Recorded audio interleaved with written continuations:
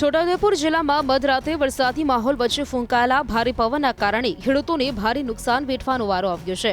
ખાસ કરીને બોડેલી તાલુકાના જબગામ સહિતના વિસ્તારોમાં કેળના પાકને સૌથી વધુ અસર પહોંચી હોવાનું સામે આવ્યું। ગત મોડી સાંજે અચાનક ભારે પવન ફૂંકાતા કેળના ખેતરોમાં સીધો ફટકો પડ્યો। અનેક ખેતરોમાં કેળના છોડ જમીનદોસ્ત થઈ ગયા, જ્યારે કેટલાક ખેતરોમાં ફળ સાથેના છોડ તૂટી પડતા ખેડૂતોની વર્ષભરની મહેનત પર પાણી ફરી વળ્યું છે। ઉલ્લેખનીય છે કે કેળનો પાક તૈયાર થવાના આરે હતો અને આગામી દિવસોમાં વેચાણની આશા હતી, પરંતુ પવનના કારણે મોટા પ્રમાણમાં પાકને નુકસાન થતા આર્થિક નુકસાનનો સામનો કરવો પડી રહ્યો છે। નુકસાનગ્રસ્ત ખેડૂતોમાં ભારે નિરાશા અને ચિંતા જોવા મળી રહી છે। અચાનક વરસાદી મુશ્કેલી વધારતા ખેડૂતોએ હેરાનગતિ ભોગવવાનો વારો આવ્યો હતો।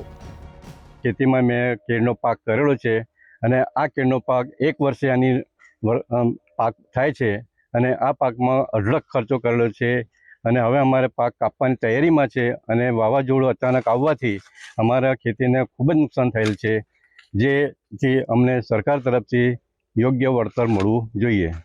અંદાજે કેટલા રૂપિયાનું? અંદાજે અમને 8 લાખનું નુકસાન થયેલ છે। QR કોડ સ્કેન કરો અને ડાઉનલોડ કરો ન્યૂઝ 18 એપ। મેળવો ગુજરાત અને દેશ દુનિયાની પળે પળની અપડેટ્સ।